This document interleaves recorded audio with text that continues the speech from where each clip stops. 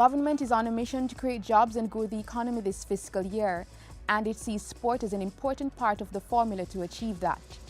The goal is to replicate and exceed successes like our athletes' 16-medal count in the 30th Olympiad in London and the equally awe-inspiring Paralympians' 2012 Olympic feats. The main pillar in government's plan for sporting dominance is the National Sport Policy. It was tabled in Parliament in March 2013.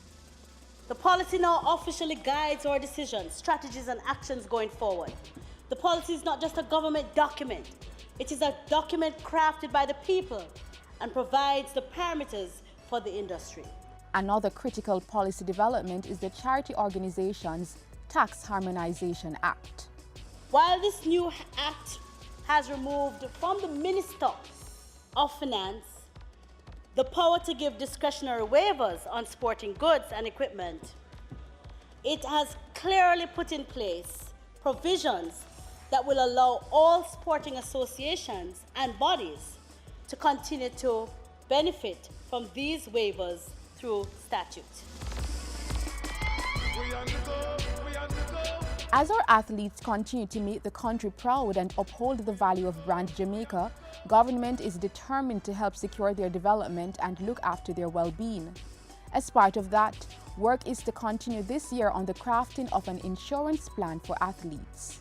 The proposed insurance scheme will protect athletes, their medical costs against sport injuries, as well as offers retirement benefits, life insurance coverage, and defray funeral costs in the case of death. We intend to help defray the costs of premiums by reprogramming funds that are currently available for the elite athletes and from all areas that depend from the inputs of sport. In the meantime, the Office of the Prime Minister and the Ministry of Youth and Culture are signing a memorandum of understanding to train athletes in speech and effective handling of the media.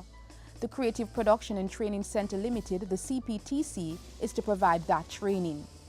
Government is also looking to formalize incentive programs for the senior national athletes.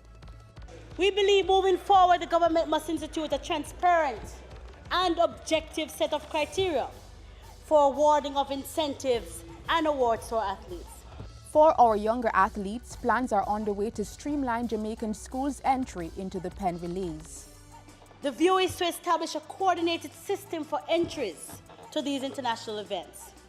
And in doing so, we will be offering training and advice to potential participants to ensure that win or lose, they represent Jamaica in a manner that will reflect well on our nation. More support will also go to the local boys and girls champs, including infrastructure development at some high-performing high schools. It's a now well-accepted reality. Sports is big business. In 2012, it contributed up to 3.2% of Jamaica's gross domestic product, and government wants to see that significantly increased. So greater plans are in place to earn significant revenue from sport, with the Office of the Prime Minister establishing a partnership with the Ministry of Tourism and Entertainment for a Sports Tourism Committee. Government understands that for our athletes to succeed and the country to earn more from sport, the necessary infrastructure must be in place. The program includes a development plan for the environs of the Sligoville Stadium. GC Foster College will also be upgraded to attract more overseas athletes to train there and earn greater revenue. The National Council on Sport is reviewing proposals for the use of the Trelawney Multipurpose Stadium, while the National Stadium is to undergo greater modernization.